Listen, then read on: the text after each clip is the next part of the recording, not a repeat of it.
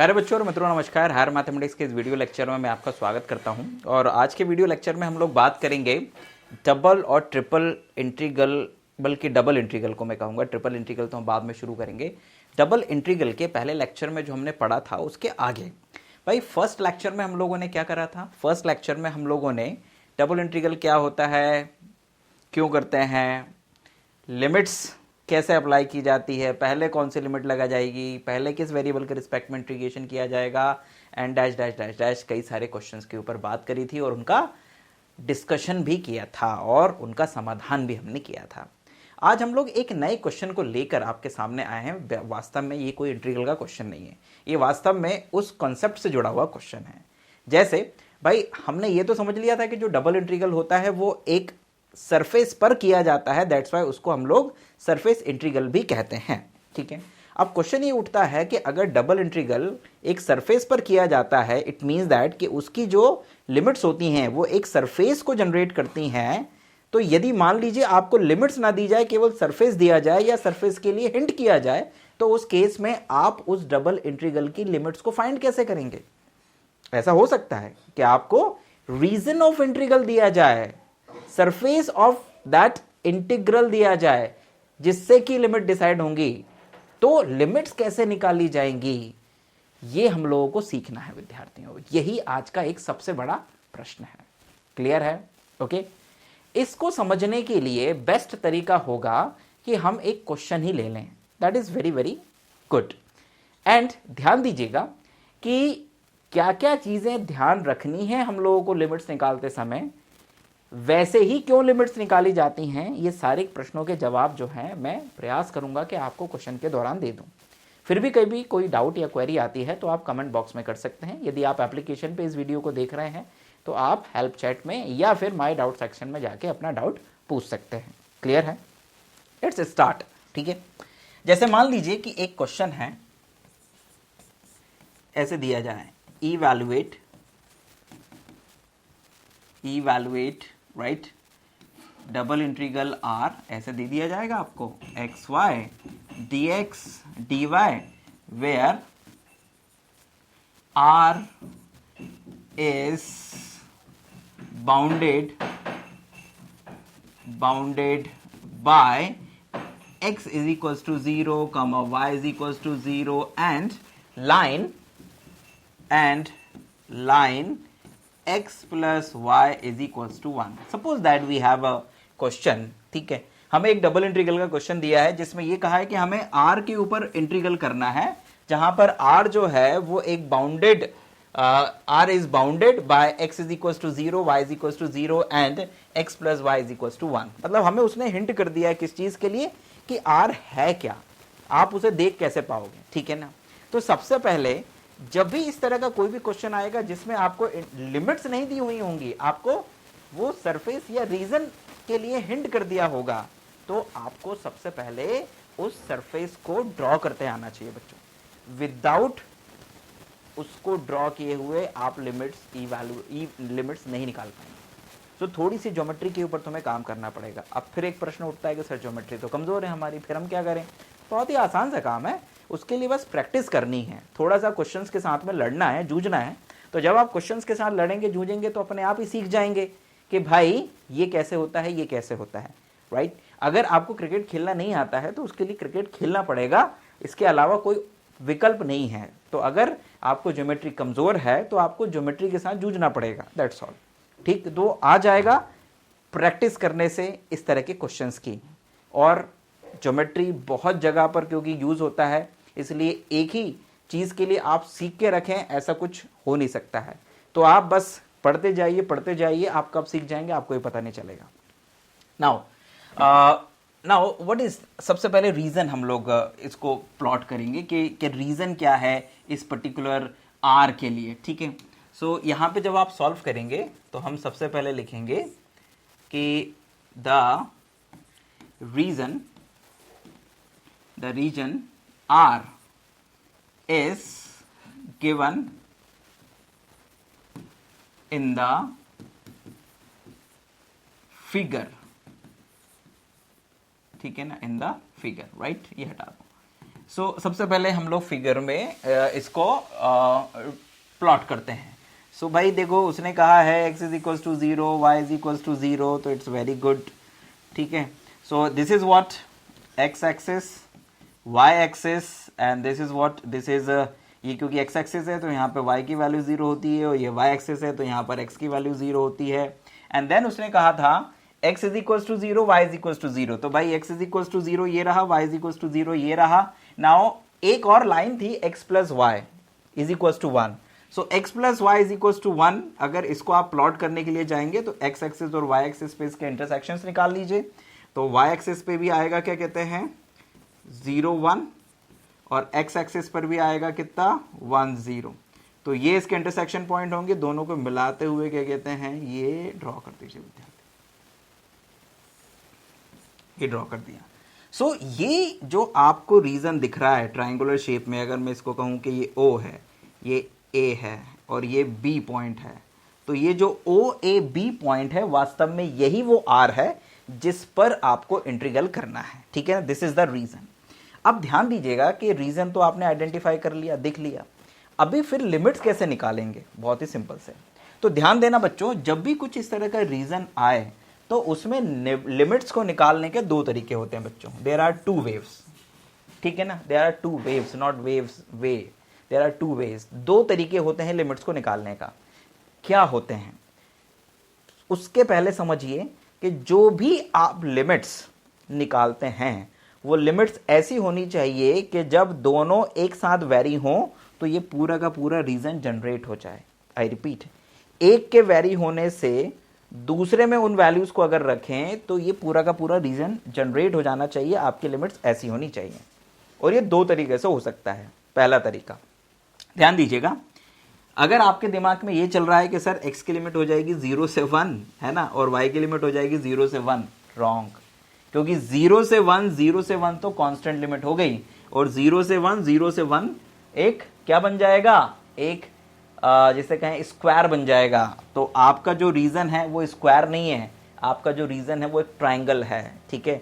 तो it means that कि यदि आप x को 0 से 1 की ओर लेके जाएं तो ये वाली लाइन ड्रॉ होनी चाहिए बच्चों, ये वाली लाइन, मतलब y जो है वो ऐसे आना चाहिए नीचे की ओर।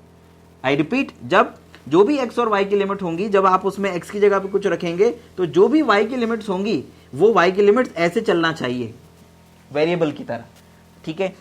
उसके बच्चों दो तरीके होते हैं। पहला तरीका होता है, मैं आपको ये अलग से बता रहा हूं बच्चों, पहला तरीका होता है, ये आपको क्वेश्चन में नहीं लिखना है, आपको बस करना है। पहला तरीका होता है कि x की जो लिमिट्स है ना उनको x एक्सिस पे ले लो बच्चों। किस एक्सिस पे ले लो, x एक्सिस पे ले लो, और y की जो लिमिट है वो पैरेलल टू y एक स्ट्रिप बना के उस पर ले लो। ये पहला तरीका होता है। आई रिपीट, दो तरीके हैं, है ना, जिसमें से पहला तरीका है x की लिमिट को x एक्सिस पे और y की लिमिट को y एक्सिस के पैरेलल एक स्ट्रिप बनाकर उस पर ले लिया जाए। और दूसरा तरीका जस्ट इसका रिवर्स है। कैसा, y की जो लिमिट्स हैं वो y एक्सिस पे ले लो, ठीक है ना, और जो x की लिमिट है वो पैरेलल स्ट्रिप बनाकर, मतलब y एक्सिस के पैरेलल स्ट्रिप बनाकर आप ले लीजिए, ठीक है ना। ये दो तरीके होते हैं बच्चों। अभी पहले तरीके से मैं तुम्हें क्वेश्चन बताता हूं। मान लीजिए कि हम x की जो लिमिट है वो x एक्सिस पे लेते हैं, तो x की लिमिट क्या हो जाएगी, कहना सर x जो है इस ट्राइंगल के लिए वो 0 से लेके 1 तक जाता है, तो ये x की लिमिट है। y की लिमिट निकालने के लिए y एक्सिस के पैरेलल इसी रीजन के अंदर बच्चों ध्यान रखना एक स्ट्रिप बनाइएगा। वो दिखने में मोटी दिख रही है लेकिन होती इतनी मोटी नहीं है, बहुत पतली सी बनती है। और आप y की लिमिट कैसे निकालेंगे, वो इस स्ट्रिप पे निकालेंगे। कैसे भाई, यहां पर जहां पर ये स्ट्रिप शुरू हो रही है वहां पर y की वैल्यू क्या है, तो आप कहेंगे सर यहां पर तो y की वैल्यू 0 है, तो y की लोअर लिमिट जो है वो हो जाएगी 0।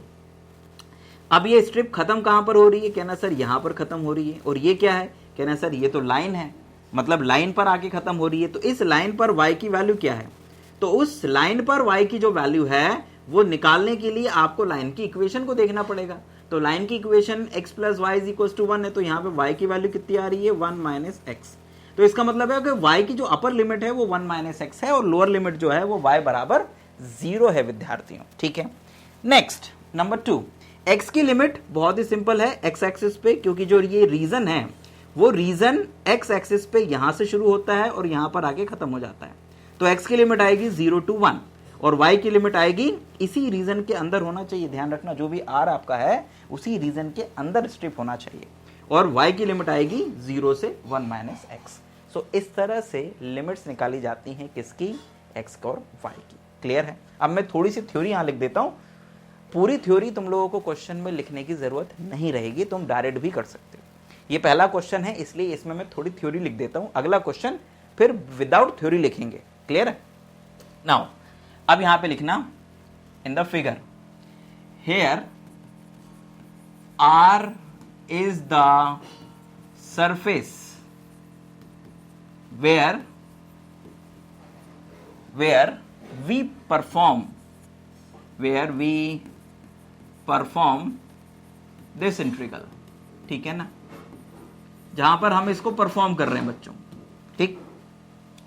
And limit of x is या r taken on x axis। थोड़ी मेरी अंग्रेजी में हो सकता है ग्रामेटिकल मिस्टेक मिल जाए तो उससे परेशान मत होना, बस फीलिंग्स को समझना। Okay, taken on x axis and limit of y are taken on strip parallel to y axis, ठीक। नाउ ये तो थ्योरी से लिख दी कि कहां पर किसकी लिमिट ली जा रही है, ठीक। अब लिमिट्स क्या आएंगी बच्चों, लिमिट्स आएंगी, limits x is equals to 0 to x is equals to 1, y is equals to 0 to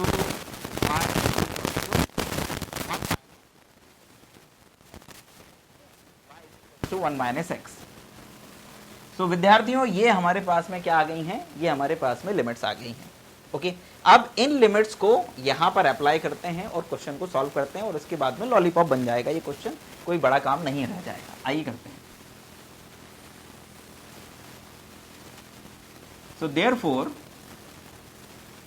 double integral R x y d x d y is equals to, x की लिमिट क्या है बच्चों 0 to 1, जो भी constant limit होती है उनको पहले लिखिएगा, और y की लिमिट है, ये x की लिमिट हो गई, ये y की लिमिट 0 to 1 माइनस एक्स, और क्वेश्चन था आपका x into y d x अब dy।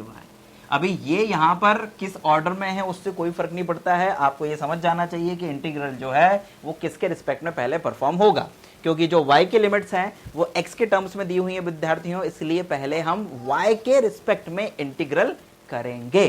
So let's start with respect to y। तो यहाँ पे इंटीग्रल को y के रिस्पेक्ट में परफॉर्म करो पहले। So this is equals to x वाले टर्म्स को चाहो तो बाहर कर दो, तो 0 to 1 x bracket integral 0 to 1 minus x y dy और ये dx। Now this is equals to 0 to 1 x, y को y के रिस्पेक्ट में इंटीग्रेट करेंगे तो this is y square upon 2 and this is 0 to 1 minus x dx and this is equals to integration 0 to 1 x। Clear. यहाँ पे 1/2 को आप चाहो तो बाहर कर दो विद्यार्थियों, यहाँ पर x की जगह आप y की जगह पर 1 माइनस एक्स लिखेंगे, तो दिस इज 1 माइनस एक्स का होल स्क्वायर एंड माइनस 0, तो वो छोड़ दीजिए क्योंकि वो 0 हो जाएगा तो हमें कोई ज़रूरत नहीं है उसकी फ़िलहाल, है ना, वो माइनस होके हट जाएगा, तो ये अपने पास में आ जाएगा। अभी इसको इंटीग्रेट करने के लिए क्या करना पड़ेगा विद्यार्थियों, इस होल स्क्वायर को ओपन करो, x का मल्टीप्लाई कर दो और x के रिस्पेक्ट में इंटीग्रेशन कर दो, so this become this is equals to 1/2 and this is 0 to 1, और जब मल्टीप्लाई आप कर देंगे विद्यार्थियों तो ये आ जाएगा आपके पास में 1, तो यहाँ x आ जाएगा, माइनस 2x आएगा तो ये 2x स्क्वायर आ जाएगा, और फिर प्लस का x स्क्वायर आएगा तो ये x क्यूब हो जाएगा और ये dx। नाउ इंटीग्रेट करोगे बच्चों तो this is 1/2 and it's x square upon 2 minus 2x cube upon 3 plus x की power 4 upon 4 and 0 to 1. x square upon 2 minus 2x cube upon 3 plus x की power 4 upon 4, right? ये आ जाएगा. आप इसमें लिमिट्स रख दो. सो अपर लिमिट पे ही सब कुछ मिलेगा, बाकी तो सब लोअर लिमिट पे 0 हो जाएगा. सो this is 1/2 minus 2/3 and plus 1/4. ठीक है, एलसीएम वगैरह निकाल लेना और तुम्हारे पास में रिजल्ट आ जाएगा. एलसीएम तो देखो वैसे 12 आ रहा है, तो इसको 12 ये एलसीएम आ जाएगा. 12 एलसीएम आ गया और यहाँ पर आ जाएगा 6, यहाँ पर आ जाएगा 6, 4 दूनी 8 और यहाँ पर आ जाएगा प्लस का 4 3 12 3. सो 6 3 9 हो जाएगा. 9 में से 8 जाएगा तो क्या कहते हैं 1 बचेगा और 12 दूनी 24. तो answer is 1/24. This is your answer. ठीक है ना? And that answer represent the volume, because double integral जो है वो हमेशा वॉल्यूम को रिप्रेजेंट करता है. तो ये एक वॉल्यूम है बच्चों. ठीक है, अब देखो इस क्वेश्चन को पहले मेथड से हमने करा था, अभी इसी क्वेश्चन को तुम लोगों को दूसरी मेथड से करके बताता हूं बच्चों. ठीक है, नाउ लो बच्चों, अगर हम इसी क्वेश्चन को दूसरे मेथड से करें, सो तुम्हारी जो लिमिट्स हैं बच्चों, मतलब हम करने क्या वाले हैं बच्चों, हम लोग जो लिमिट्स हैं वो थोड़ा सा चेंज करने वाले हैं. अभी हम लोग लिमिट्स लेने वाले हैं ऐसे, मतलब y की लिमिट को लेंगे y एक्सिस पे, तो वो हो जाएगी 0 से 1, because that point is 0 to 1. ये y यहाँ से यहाँ तक जाएगा, एक्सिस पे ले रहे हैं. और y की x की जो लिमिट है उसको लेंगे पैरेलल टू x एक्सिस, यानी कि इस तरह से. ठीक है, so parallel to x axis लेंगे. सो यहाँ पर x की वैल्यू है 0, y की वैल्यू यहाँ 0 है और ये आपका x plus y is equal to 1 है. तो x की जो लिमिट है, देखो y की लिमिट को तो आपने y एक्सिस पे ले लिया, तो वो तो आ गई 0 to 1 है ना. y की जो लिमिट है वो आ गई 0 to 1 और जो x की लिमिट है ये स्ट्रिप पर, ये वाली स्ट्रिप पर x शुरू कहाँ से होता है, कहना सर यहाँ से. यहाँ पर x की वैल्यू 0 है, खत्म कहाँ पर होता है, यहाँ पर. और यहाँ पर x की वैल्यू कितनी है, कहना सर 1 माइनस वाई. सिंपल सी बात है. ओके, नाउ ये आपने लिमिट्स ले ली, अभी क्या करना है, इनको रख दो. ठीक, सो रखोगे तो फिर देखो क्या आ जाएगा, वही double integral r x y dx dy is equals to double integral, ये आ जाएगा y की लिमिट 0 to 1 एंड यहाँ पर क्या कहते हैं आपका आ जाएगा 0 to 1 minus y x y dx dy. पहले इंटीग्रल जो है विद्यार्थियों किसके रिस्पेक्ट में होगा, पहले इंटीग्रल होगा x के रिस्पेक्ट में. अभी ध्यान रखना, क्योंकि ये जो चीज है ये किसकी लिमिट्स हैं, ये लिमिट्स हैं x की.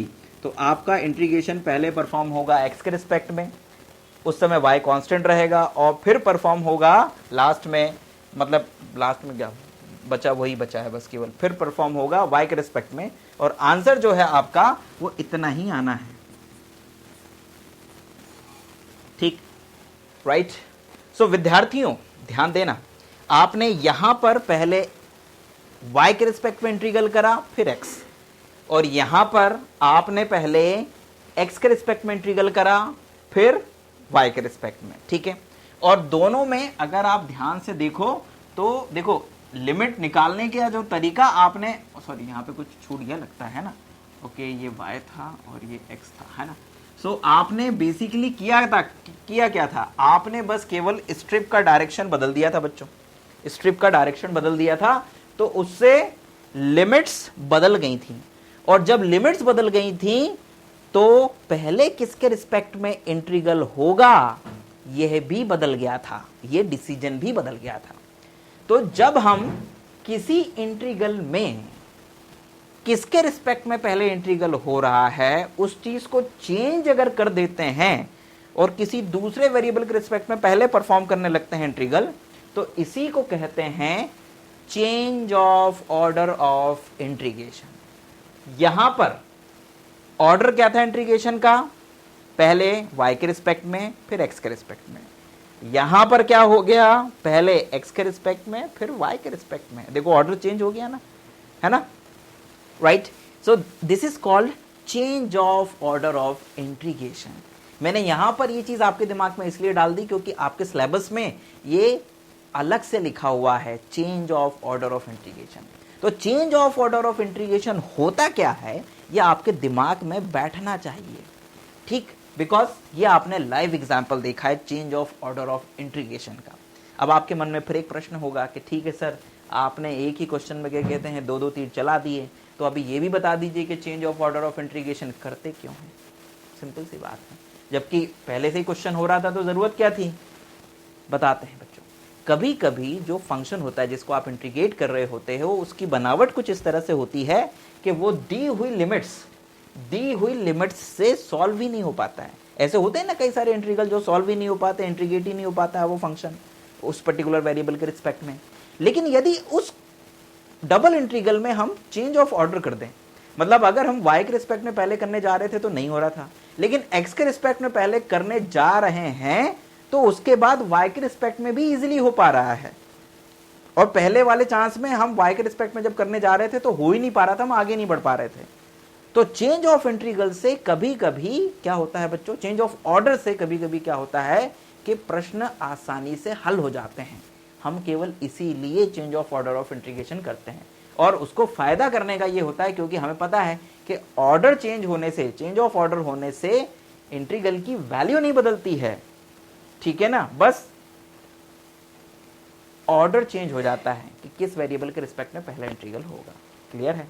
सो आई होप बच्चों कि ये जो एक क्वेश्चन है जिसमें हम लोगों ने इंटीग्रल की लिमिट निकालना सीखा, किसकी मदद से, जिस रीजन पर आप इंटीग्रल परफॉर्म कर रहे हो उस रीजन की मदद से, और उसी के साथ में चेंज ऑफ ऑर्डर के कॉन्सेप्ट को भी समझ लिया, तो उम्मीद करता हूं कि ये चीज आपको समझ में आ गई होगी।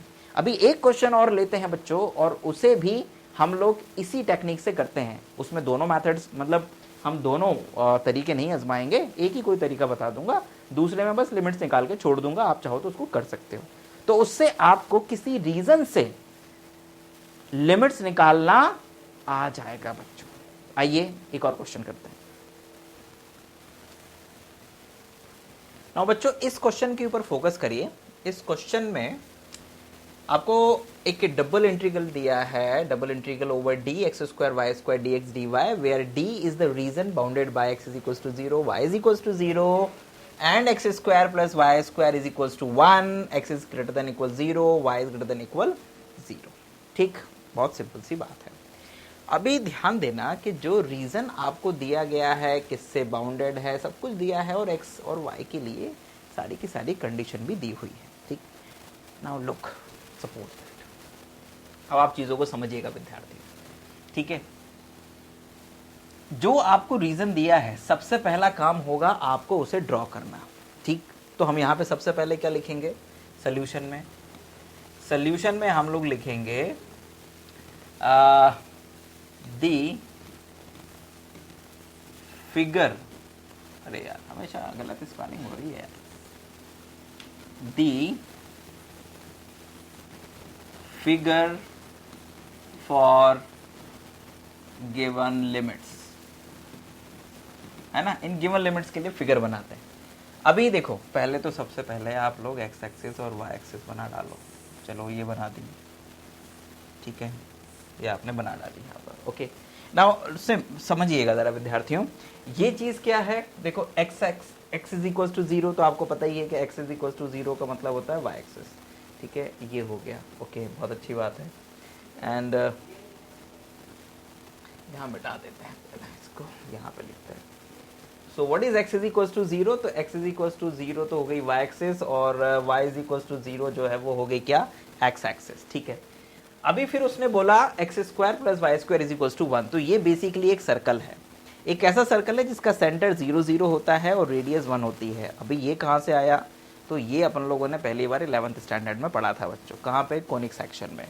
सो नहीं पता है तो थोड़ा सा वहाँ जाके पढ़ना पड़ेगा यार, ज्योमेट्री में। ओके, सो इस सर्कल को पहले ड्रॉ कर दो, ये ड्रॉ कर दिया आपने। ओके, थोड़ा सा इधर से टेढ़ा दिख रहा है,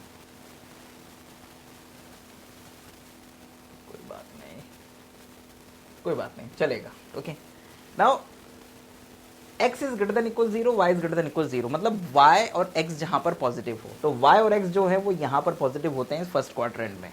that region x is greater than equal 0, y is greater than equal 0। Okay, तो इसका मतलब ये है कि इस सर्कल का वो वाला पोर्शन जो कि फर्स्ट क्वाड्रेंट में है वो है आपका डी बेसिकली, वो है आपका डी बेसिकली, ध्यान रखिएगा बच्चों। तो इसका मतलब ये हो गया कि ये जो रीजन आपको दिख रहा है दिस इज योर डी, तो इस रीजन की मदद से आपको लिमिट्स निकालनी है, दिस इज योर डी, ठीक है ना, ये आपका डी है। तो लिमिट कैसे निकालोगे, फिर वही बात, तो भाई यहाँ पर सबसे पहले लिखो व्हाट, ये पॉइंट क्या है, ये पॉइंट है 1 0, ये वाला पॉइंट क्या है, ये वाला पॉइंट है 0,1, ओके। एंड देन लिमिट निकालने के फिर वही दो तरीके हैं, कौन सा तरीका अपना है, जो तुम्हारी मर्जी हो, क्योंकि क्वेश्चन में कुछ ऐसा है नहीं है कि भाई आप इंटीग्रेशन ना कर पाओ। तो चलिए अपन लोग ये काम करते हैं, स्ट्रिप बनाते हैं वाई एक्सिस के पैरेलल और एक्स की लिमिट को एक्स एक्सिस पे ले लेते हैं। तो ये स्ट्रिप बना दिया आपने पैरेलल टू वाई एक्सिस, थोड़ी टेढ़ी दिख रही है, परेशान मत होना। यहाँ पर है वाई की वैल्यू कितनी 0 और यहाँ पर है वाई की वैल्यू, भाई अपर लिमिट जो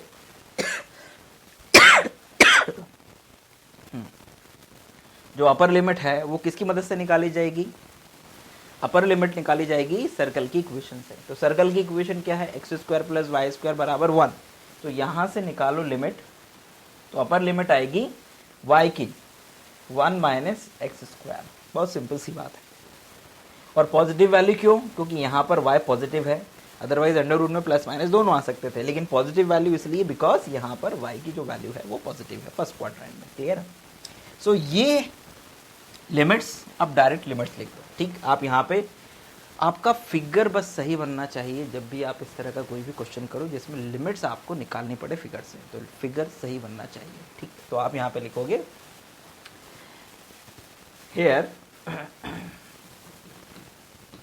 the limits of x and y, बस डायरेक्ट अब आप लिमिट्स लिख दीजिए x और y की। क्या होगी x की लिमिट, भाई x की जो लिमिट है वो है x = 0 to x = 1, ये x की लिमिट है। और y की लिमिट क्या है, y = 0 to y = √1 - x², ये आ गई किसकी लिमिट बच्चों, y की limits.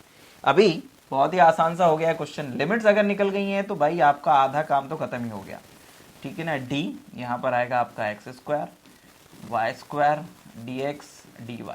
Now this become integration, x की जो लिमिट है वो आ जाएगी x = 0 to 1 और y की जो लिमिट है वो आ जाएगी y = 0 to 1 - x², है ना, और x² y² dx dy, ठीक। Now this is equals to, थोड़ा सा और आगे बढ़ते हैं। सो पहले इंटीग्रेशन किसके रिस्पेक्ट में होगा विद्यार्थियों, आप देख के समझ गए होंगे कि जो पहले इंटीग्रेशन है वो होगा y के रिस्पेक्ट में। तो x कांस्टेंट रहेगा, तो यहाँ पर लिमिट 0 to 1 बाहर कर दीजिए, x² बाहर करिए और y के रिस्पेक्ट में इंटीग्रल करिए, तो ये आ जाएगा y³/3 और लिमिट आ जाएंगी कितनी 0 to √1 - x², है ना। ये डायरेक्ट मैंने कर दिया है y के रिस्पेक्ट में, तो y² का इंटीग्रल y³/3 आ जाएगा और y की लिमिट्स आ गई, ठीक है। अभी यहाँ पे लिमिट्स लगा दो, तो 1/3 को आप चाहो तो बाहर कर सकते हो और आपके पास में क्या कहते हैं, ये इंटीग्रेशन 0 to 1 और ये हो जाएगा x², और यहाँ y की जगह पर आप √1 - x² लिखोगे, लोअर लिमिट पे 0 मिलेगा, छोड़ दिया उसको, तो ये हो जाएगा 1 - x² और 3/2 dx, सिंपल सी बात है। अभी इसको इंटीग्रेट कैसे करोगे, दैट्स अ बिग क्वेश्चन। सो भाई इसे इंटीग्रेट देखो, अभी आप मल्टीप्लाई तो कर नहीं पाओगे क्योंकि पावर 3/2 है, इसको बाइनोमियल से एक्सपेंशन भी नहीं कर सकते, अदरवाइज वो एक इनफाइनाइट सीरीज बन जाएगी। तो इस तरह के जो प्रश्न फंस जाते हैं ना, तो उसमें फिर कभी कभी ट्रिग्नोमेट्रिक जो सब्स्टिट्यूशन होता है वो बड़ा ही कारगर होता है। सो हम यहाँ पर क्या करेंगे, ट्रिग्नोमेट्रिक सब्स्टिट्यूशन करेंगे, बिकॉज 1 - x² जैसा एक टर्म बन रहा है। सो पुट हियर, क्या सब्स्टिट्यूट करोगे बच्चों, पुट x = sin थीटा, तो जैसे ही sin थीटा सब्स्टिट्यूट करोगे, सो यहाँ पर तुम्हारे पास में dx बराबर कितना आ जाएगा, cos थीटा और d theta, cos theta d theta, okay. And what is the limits, limits क्या आएंगी विद्यार्थियों, सो लिमिट्स आपके पास में आएंगी व्हेन x = 0, जब x की वैल्यू 0 होगी तो जहाँ 0 रखेंगे, सो इम्प्लाइज दैट थीटा = 0, और when x = 1, so this implies, जैसे आप यहाँ 1 रखोगे तो साइन थीटा की वैल्यू 1 कब होती है, जब थीटा बराबर हो जाए कितना, π/2। तो ये आ जाएंगी क्या, लिमिट्स आ जाएंगी x की जगह थीटा की। लिमिट्स को यहाँ पे सब्स्टिट्यूट करो विद्यार्थियों। तो 1/3 ये हो जाएगा आपका 0 to π/2 और यहाँ पर आप रखोगे साइन स्क्वायर थीटा।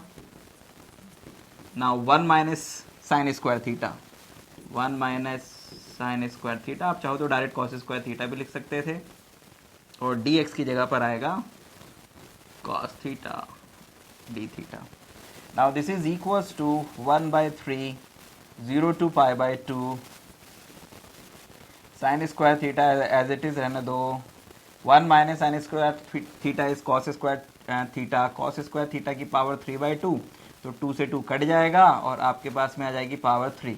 तो कॉस की पावर 3 और ये एक और, तो ये हो गया कॉस की पावर 4 थीटा और डी थीटा। अभी इसको कैसे सॉल्व करोगे विद्यार्थियों? तो इसको सॉल्व करने के लिए सबसे बेस्ट जो तरीका है वो कुछ क्लासेस पहले तुम लोगों ने पढ़ा था। सबसे बेस्ट जो तरीका मुझे लगता है वो है बीटा और गामा फंक्शन की मदद से इसको सॉल्व कर देना।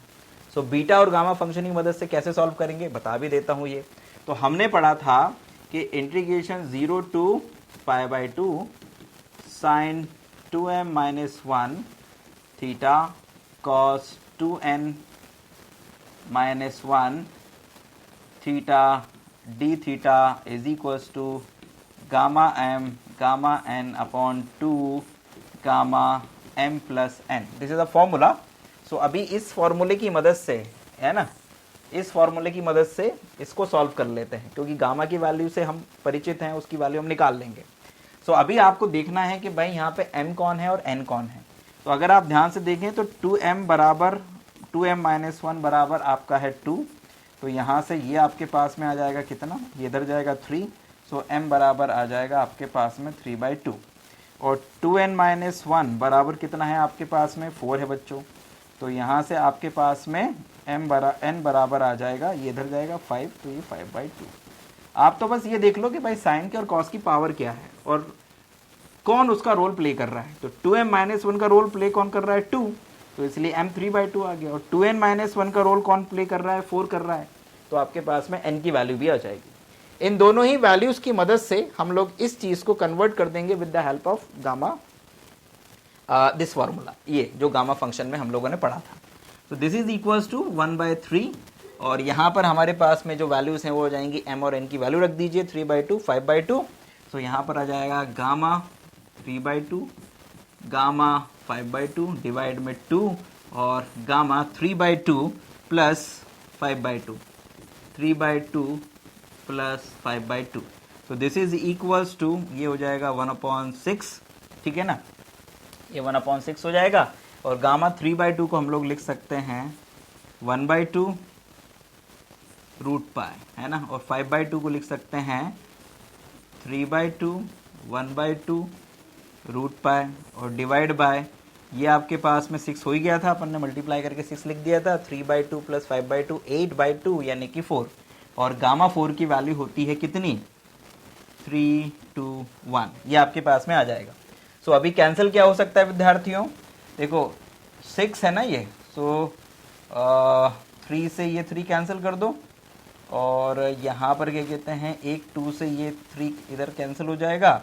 सो आपके पास में आ जाएगा ये 3 मल्टीप्लाई बाय 2, तो ये 4 और ये 8 3 ज़ा 24 और ये रूट पाई और रूट पाई मिलके हो जाएगा पाई, तो π/24।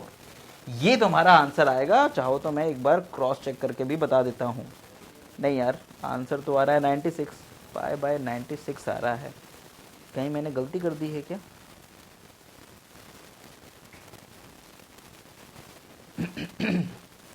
गलती होना तो नहीं चाहिए। ओके ओ सॉरी, ये कटेगा थोड़ा ना यार, ये तो क्या कहते हैं मल्टीप्लाई होंगे दोनों, तो यहाँ पे काटो मत इसको। तो इसका मतलब ये हो गया कि ये हो जाएगा तुम्हारे पास में 2 4 8 16 और 16 6 ज़ा, तो 16 6 ज़ा हो जाएगा 96। तो आपके पास में जो रिज़ल्ट है वो आएगा, यहाँ पे आ जाएगा 6, यहाँ 2 और यहाँ पर आपका 96 लिख दीजिए, ये गलती हो गई थी मेरे से, सो करेक्ट कर लेना बच्चों। तो ये आ जाएगा यहाँ पे 96। तो दिस इज़ योर आंसर विद्यार्थियों, ओके, पाई अपान 96। तो इस क्वेश्चन का आंसर कितना आ गया, पाई बाय 96। तो ये तो क्वेश्चन हो गया बच्चों। और इस क्वेश्चन को करने के लिए कई सारी चीज़ों की ज़रूरत पड़ी। हमें ट्रिग्नोमेट्री की भी ज़रूरत पड़ी, हमें क्या कहते हैं ज्योमेट्री की भी ज़रूरत पड़ी, हम लोगों को बीटा गामा फंक्शन की भी ज़रूरत पड़ी, अदरवाइज़ हम फंस भी सकते थे। ठीक है, यहाँ पर आके फंस सकते थे कि इसको कैसे सॉल्व करें, और फिर अगर नहीं तो फिर उस केस में क्या कहते हैं पूरे के पूरे क्वेश्चन को कॉस में कन्वर्ट करना पड़ता, और फिर कॉस की पावर जो है उसको सिंपल साइन कॉस में कन्वर्ट करना पड़ता। तो इट्स अ टिपिकल टास्क। तो वो जो बीटा और गामा फंक्शन का कंसेप्ट है ना, वो भी हमारे लिए बहुत काम का हो जाता है। ठीक, अब आप चाहो तो लिमिट्स का ऑर्डर बदल सकते हो, यानी कि इंटीग्रेशन अभी पहले y के रिस्पेक्ट में परफॉर्म हुआ, फिर x, अभी चाहो तो आप change of order of integration करके ऑर्डर को बदल भी सकते हो। तो उसको क्या करना पड़ेगा बच्चों, उसके लिए फिर आपको ग्राफ पे जाना पड़ेगा। तो मैं अभी आपको कहाँ पे लेके जाता हूँ, मैं आपको फिर से वो ग्राफ पे लेके जाता हूँ शॉर्ट में। देखो बहुत ही आसान सी चीज़ है, यहाँ पे समझना, ये मेथड 2 कह सकते हो आप इसको। ठीक है, मेथड 2। तो देखो दिस इज योर सर्कल, ये तुम्हारा सर्कल हो गया, और ये वाला रीजन है। तो अभी स्ट्रिप तुमने बनाई थी ऐसी, है ना, और ये तुम्हारा x square plus y square बराबर 1 है। तो अभी स्ट्रिप ऐसी बना दो। ठीक है, तो स्ट्रिप अगर ऐसी बना दोगे तो फिर x की लिमिट यहाँ से शुरू होगी, यहाँ पे खत्म होगी, और y की जो लिमिट्स है विद्यार्थियों, y की लिमिट्स क्या होंगी, y एक्सिस पे ली जाएंगी। सो y की लिमिट तो आ जाएगी बच्चों कितना, y is equal to 0 to y is equal to 1, और x की लिमिट कितनी आ जाएगी, 0 to x is equal to under root 1 minus y square, ये आ जाएंगी। बिकॉज यहाँ पर x की जो वैल्यू होगी वो कितनी होगी, under root 1 minus y square. तो ये आ जाएगी y की लिमिट और ये आ जाएगी x की लिमिट। और जब आप ये लिमिट्स यूज करोगे तो पहले इंटीग्रेशन किसके रिस्पेक्ट में परफॉर्म होगा, पहले इंटीग्रेशन परफॉर्म होगा x के रिस्पेक्ट में, क्योंकि x की लिमिट वेरिएबल के टर्म्स में दी हुई है, और फिर परफॉर्म होगा किसके रिस्पेक्ट में, y के रिस्पेक्ट में। तो चेंज ऑफ ऑर्डर यहां पर हो गया बच्चों। सो उम्मीद करता हूं विद्यार्थियों कि इन दो क्वेश्चन की मदद से जो कॉन्सेप्ट हम बेसिकली समझना चाह रहे थे वो आपको समझ में आया होगा, और अब आप कुछ प्रैक्टिस क्वेश्चन जो मैं दे रहा हूं उनको आसानी से कर पाएंगे। तो टेक सम प्रैक्टिस क्वेश्चन, ले जाइए, इनको करिएगा घर में बैठ के आराम से। सो आपकी भी प्रैक्टिस होगी और आपको भी आनंद की प्राप्ति होगी। ठीक, so these are the 2 questions. जैसे पहला जो क्वेश्चन है वो ये है कि आपको एक डबल इंटीग्रल को इवैल्यूएट करना है r y and dx dy, और जो r है वो एक रीजन है, और जो बाउंडेड है किससे, r बाउंडेड है पैराबोलाज, 2 पैराबोलाज है, y square is equals to 4x और x square is equals to 4y। इन 2 पैराबोलाज से बाउंडेड रीजन है कौन सा, r, और आपको इस इंटीग्रल को सॉल्व करना है। इसका आंसर भी मैं बता देता हूं बच्चों, इसका जो आंसर है वो आएगा 48/5, है ना। और हिंट में कर देता हूं, मेनली एक्चुअल में ग्राफ आपको बनाना होगा कि ग्राफ कैसा बनेगा। तो जब आप इसका ग्राफ बनाने के लिए जाएंगे तो आपको पता ही है कि एक पैराबोला जो है y square is equals to 4x वो ऐसा बनेगा, और x square is equals to 4y वो ऐसा बनेगा। ठीक, so that is the region जिसमें आपको इंटीग्रेशन करना है। ये जो दिख रही है ना छोटे सा पत्ती नुमा, तो आपको अब ध्यान देना होगा कि इस रीजन में x और y कहाँ से कहाँ तक जाते हैं। तो उसके लिए ये पॉइंट आपको निकालना पड़ेगा। ये पॉइंट जहाँ तक मेरा ख्याल है कि दिस पॉइंट बिकम 4 कुछ और आए तो चेक कर लेना, जहाँ तक मेरा ख्याल है 4 आएगा। तो दिस पॉइंट और दिस पॉइंट। सो फिर वही काम, कैसे निकालना चाहते हो x और y की लिमिट, स्ट्रिप कैसे बनाना चाहते हो, किसके पैरेलल बनाना चाहते हो। मान लो कि हम y एक्सिस के पैरेलल बनाएं तो ये y की लिमिट्स निकालने का तरीका हो जाएगा, है ना। तो y की लिमिट्स यहाँ से निकल आएंगी बच्चों। ओके, अब y जो स्ट्रिप है वो शुरू हो रही है यहाँ से, खत्म हो रही है यहाँ पर। तो इस पैराबोला की जो इक्वेशन होगी वहाँ पर y देखो, जैसे ये वाला पैराबोला कौन सा है, x square is equals to 4y। ये वाला पैराबोला कौन सा है, वाई स्क्वायर बराबर 4x। सो नीचे वाला जो पैराबोला है वो है एक्स स्क्वायर बराबर 4y। तो यहां पर लोअर लिमिट क्या आएगी y की लोअर लिमिट आएगी एक्स स्क्वायर अपॉन 4 और y square is equal to 4x, तो यहां पर y की अपर लिमिट कितनी आएगी बच्चों, it's a under root 4x, ये y की अपर लिमिट आएगी।